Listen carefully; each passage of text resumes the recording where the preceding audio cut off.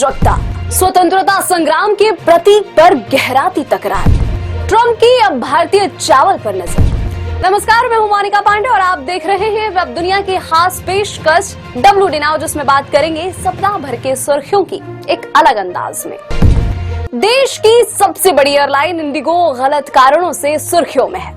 हाल ही में इंडिगो की हजारों उड़ानें रद्द हो गई, जिससे हजारों की संख्या में यात्रियों को काफी मुश्किलों का सामना करना पड़ा।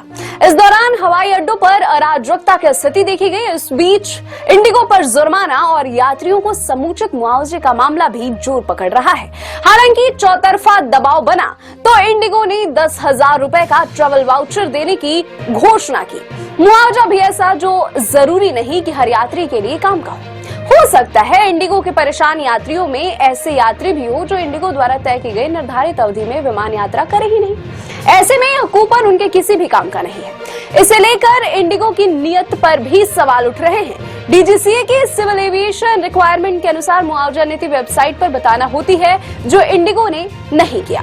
CAR तो यह भी कहता है कि मुआवजा नगद, बैंक ट्रांसफर या यात्री सहमति पर ही वाउचर के रूप में दिया जा सकता है। एक तरफा वाउचर ऑफर नियमों के अनुरूप नहीं माना जाता है।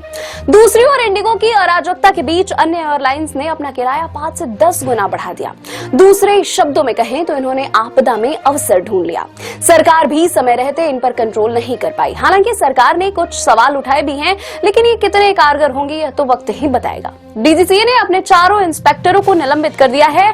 इनके पास परिचालन और सुरक्षा मानकों की जिम्मेदारी होती है। इसके साथ ही इंडिगो के संचालन पर कड़ी नजर रखने के लिए एयरलाइन के गुरुग्राम कार्यालय में 2 विशेष निगरानी दल तैनात किए गए हैं। इंडिगो की मनमानी अब प्रतिस्पर्धा आयोग की जांच के दायरे में आ गई है। विश्वसनीयता किसी भी एयरलाइन की सबसे बड़ी पूंजी होती है और इंडिगो इस पर बिल्कुल भी खरी नहीं उतरी।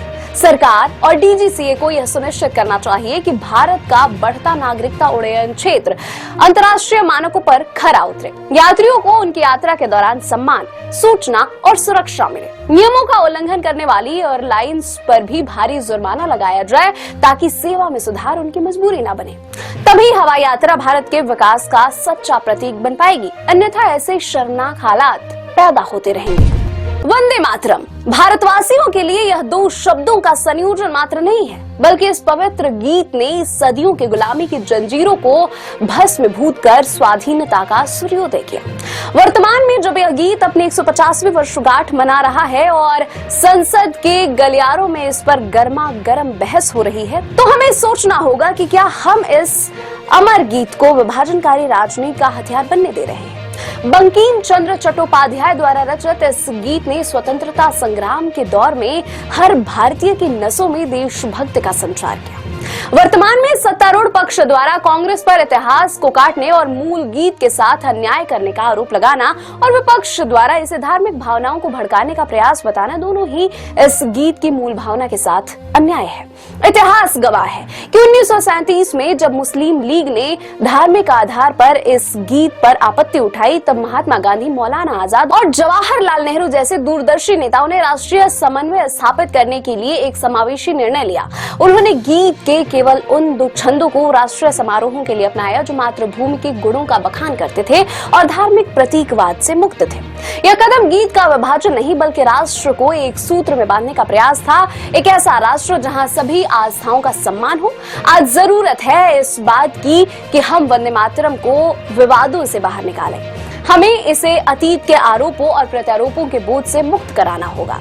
यह गीत भारत की मिट्टी, इसके जल, इसके फलों और इसकी शीतलता की वंदना है। यह हमारी विरासत का बोझ नहीं, बल्कि भविष्य की प्रेरणा का स्रोत है। राजनीतिक दलों को यह समझना होगा कि देशभक्ति का प्रतीक किसी एक समूह का नहीं, बल्कि संपूर्ण राष्ट्र का होता है। वंदे मातरम की 150वीं वर्षगांठ का उत्सव विभाजनकारी विमर्श नहीं, बल्कि भारत की विविधता में एकता के गौरवशाली संकल्प को समर्पित होना चाहिए। तभी हम सच्चे अर्थों में उस सुजलाम सुफलाम मलयज शीतलाम मातृभूमि के योग्य पुत्र कहलाएंगे। अमेरिकी राष्ट्रपति डोनाल्ड ट्रंप के पहले कार्यकाल में प्रधानमंत्री नरेंद्र मोदी के साथ उनकी व्यक्तिगत केमिस्ट्री अच्छी रही, जिसे हाउडी मोदी और नमस्ते ट्रंप जैसे कार्यक्रमों में देखा भी गया। लेकिन दूसरे कार्यकाल में ट्रंप ने भारत को लेकर जो रुख अपनाया है, उसे दोस्ती तो बिल्कुल भी नहीं कहा जा सकता है। पिछले कुछ कार्यक्रमों में जहां ट्रंप की मौजूदगी रही, उनसे पीएम मोदी ने दूरी बनाई। हालांकि हाल ही में मोदी ने ट्रंप से बातचीत भी की। उन्होंने कहा कि प्रेसिडेंट ट्रंप के साथ बहुत अच्छी और दिलचस्प बातचीत हुई। हमने अपने बायलैटरल रिश्तों में हुई प्रोग्रेस की समीक्षा और रीजनल और इंटरनेशनल डेवलपमेंट पर चर्चा की। उन्होंने कहा कि भारत और अमेरिका ग्लोबल शांति, स्टेबिलिटी और खुशहाली के लिए मिलकर काम करते रहेंगे। ट्रंप भी कई मौकों पर वे मोदी को महान दोस्त तक कह चुके हैं, लेकिन जब भारत के हितों की बात आती है तो उनके फैसले भारत के खिलाफ ही जाते हैं। चाहे 50% टैरिफ का मामला हो या फिर भारत के शत्रु देश पाकिस्तान को जरूरत से ज्यादा मदद करने का मामला हो, ट्रंप का रुख कभी भी भारत के हित में नहीं रहा। ट्रंप के इन फैसलों को अक्सर उनकी सौदेबाजी की रणनीति के रूप में देखा जाता है। ट्रंप चाहते हैं कि भारत डेयरी, मांस, सोया और जेनेटिकली मॉडिफाइड उत्पादों सहित कृषि उत्पादों के लिए अपना बाजार खोले, जो कि भारत को मंजूर नहीं है। हाल ही में ट्रंप ने सार्वजनिक रूप से भारतीय चावल पर यह कहते हुए नया टैरिफ लगाने का संकेत दिया कि भारत अमेरिकी बाजार में डंपिंग कर रहा है, जिससे अमेरिकी किसानों को नुकसान हो रहा है।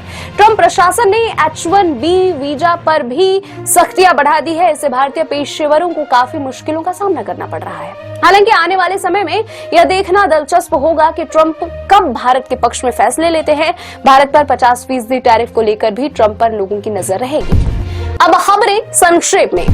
मुख्यमंत्री मोहन यादव की घोषणा। मध्य प्रदेश के 3 जिले बालाघाट, मंडला और डिंडोरी नक्सलवाद से मुक्त। 36 साल बाद लौटी शांति।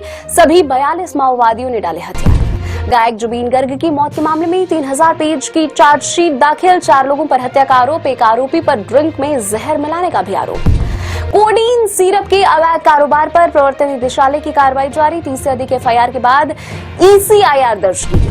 उत्तर प्रदेश की योगी आदित्यनाथ सरकार ने 6 माह के लिए पूरे प्रदेश में हड़ताल पर रोक लगाने का आदेश जारी किया।